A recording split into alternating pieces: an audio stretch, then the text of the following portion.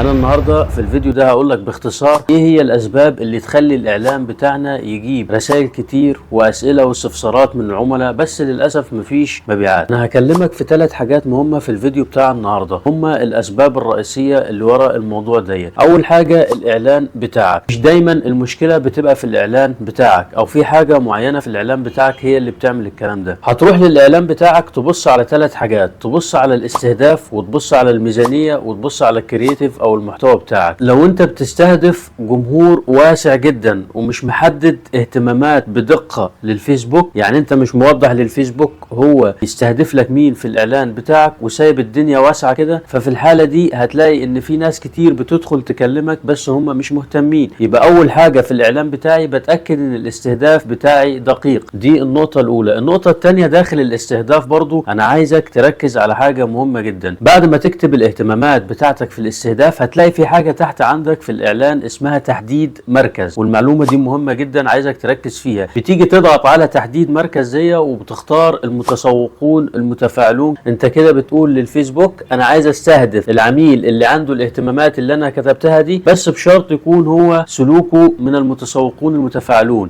يعني هو عنده السلوك الشرائي بالفعل وعنده القدرة الشرائية، يعني مش داخل يسأل ويخرج تاني. ده بالنسبة للاستهداف. الحاجة تانية الميزانية بتاعتك. ما ينفعش يكون انت حاطط ميزانية في الإعلان بتاعك قليلة جدا بالنسبة لحجم المنافسة للنشاط التجاري اللي انت بتعلن عنه. يعني انا ما ينفعش اكون مثلا انا ببيع فيلا مثلا او ببيع عقار والعقار ده يتخطى 3-4 مليون واروح احط ميزانية يومية 300 جنيه او 400 جنيه او 500 جنيه مثلا. فمن الطبيعي جدا ان الناس اللي هتكلمك مش هي الفئة اللي هتشتري منك العقار الغالي ده. في الحالة دي بيكون سبب ورا ان تجيلي رسائل كتير ومفيش مبيعات ان الميزانية بتاعتي قليلة بالنسبة لحجم المنافسة على النشاط اللي انا بعلن عنه او الخدمة اللي انا بقدمها. ده السبب الثاني في مدير الاعلانات اللي هو الميزانية. السبب الثالث برضو ان ممكن يكون الكرييتيف بتاعك او المحتوى بتاعك مش واضح، مفهوش كول تو اكشن واضح. ده بالنسبة لاول حاجة اللي هو الاعلان بتاعنا. الحاجة الثانية الماسنجر اللي بيني وما بين العميل، طريقة ردي على العميل في الماسنجر. لو انا ما بردش على العميل بسرعة وفي بطء او في ردود باردة على العميل، في الحالة دي العميل هيخرج مني ويروح لمنافس تاني. يبقى انا لازم ارد على العميل بسرعة ولازم احسس العميل ان انا فاهم مشكلته وعايز احلها له. يعني انا ما اقدرش امدح في المنتج بتاعي او الخدمة اللي انا بقدمها، العميل ما يهموش المنتج قد ما يهمه المنتج ده هيفيده في ايه. انا ما ينفعش اقعد اوصف للعميل في مميزات المنتج بتاعي اللي هو هيساعده ان هو يخس، لا، انا ممكن اقول للعميل انت بعد استخدام المنتج ده في خلال شهر مثلا انت هتقدر تلبس الملابس اللي انت ما كنتش تقدر تلبسها قبل كده، او المنتج ده هينزلك مثلا وليكن 10 كيلو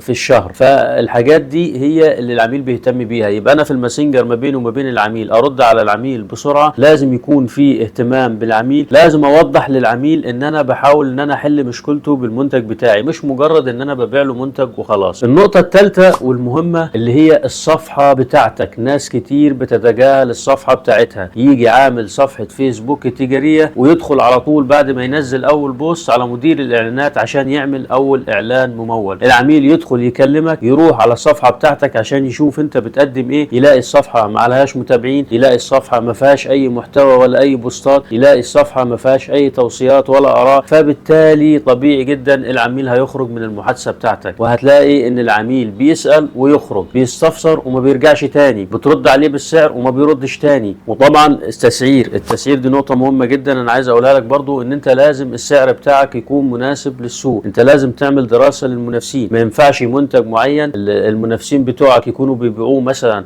بدولار تروح انت بايعه ب$10. طبيعي جدا ان السبب هنا ان السعر بتاعك غالي. طيب زي ما قلنا الصفحة دلوقتي، الصفحة فيها 3 حاجات مهمين لازم انت تظبطهم قبل ما تبدأ الاعلان بتاعك. اول حاجة المتابعين بتوعك على الصفحة، على الاقل لازم يكون عندك 1000 متابع حقيقي على الصفحة بتاعتك عشان تبدأ اول اعلان ممول. وما ينفعش تزود متابعين فيك، دول هيضروك جدا. لازم يكونوا متابعين حقيقيين، يا اما جبتهم عن طريق اعلان ممول على الفيسبوك هدف زيادة المتابعين، والكلام ده طبعا احنا شرحناه قبل كده كتير. ولو عايز تعرف تعمل كده ازاي سيب لي اي كومنت بكده وانا هسيب لك رابط فيديو انا بشرح فيه ازاي تعمل اعلان ممول بهدف زيادة المتابعين من داخل مدير الاعلانات. وما تحاولش تزود متابعين فيك او متابعين وهميين عن طريق السيرفرات، لان ده هيضر صفحتك بعدين. انت ممكن تزود 20 20,000 متابع فيك، انما 1000 متابع حقيقي افضل من ال20 دول. لان الفيسبوك نفسه دلوقتي بعد التحديثات الاخيره، وطبعا ادفانتج دخلت معانا في كل حاجه والذكاء الاصطناعي، فبتلاقي ان الفيسبوك بيجيب لك عملاء شبيهه بمتابعين صفحتك. يعني في نسبه من العملاء بيجي لك بتكون متابعه للعملاء الموجودين على صفحتك. فلو انت عندك متابعين فيك مثلا او اجانب او غيره او اكونتات مش حقيقيه، ففي الحاله دي هتلاقي ان العميل بيدخل يكلمك ويخرج، يسال ويخرج، انت ترد عليه وانت تستغرب طب هو خرج ليه؟ ما هو خرج عشان هو شبيه للمتابع الفيك بتاعك. انت احيانا حتى انا في ناس بتكلمني من العملاء بتقول لي انا بحس ان انا بستهدف ناس فيك، الناس بتدخل تسال عن حاجه ارد عليها تقوم خارجه تاني على طول. ما هو ده بسبب المتابعين اللي على صفحتك. يبقى النقطه المهمه جدا والاولى في الصفحه بتاعتنا ان انا لازم يكون عندي متابعين حقيقيين، وعلى الاقل 1000 متابع. بجيبهم بطريقتين، يا اما عن طريق الاعلانات المموله الشرعيه على الفيسبوك بهدف زياده المتابعين او اللايكات، يا اما الحاجه الثانيه ان انا عن طريق المحتوى بتاعي الاورجانيك ريتش، بان انا بنزل محتوى تعليمي بشكل يومي على الصفحه بتاعتي، وهلاقي طبعا ان المتابعين بتوعي بيزيدوا باستمرار مع المحتوى بتاعي.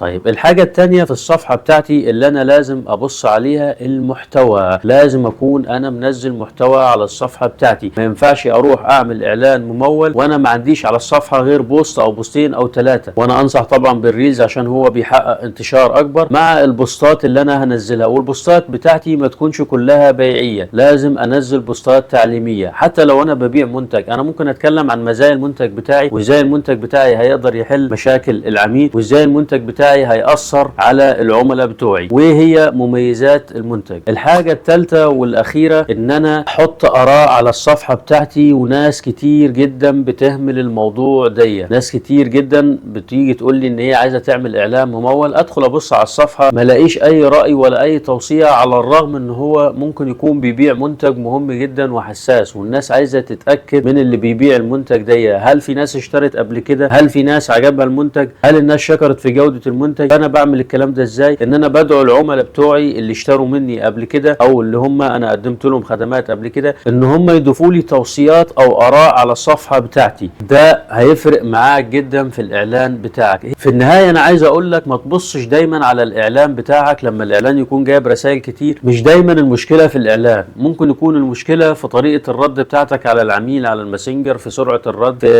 السعر بتاعك او التسعير اللي انت حاطه للمنتج بتاعك، ممكن يكون في الصفحه بتاعتك. فلو رجعت الحاجات دي وظبطت الكلام اللي انا قلت لك عليه ده كله، ان شاء الله بنسبه 100% هيحصل عندك مبيعات.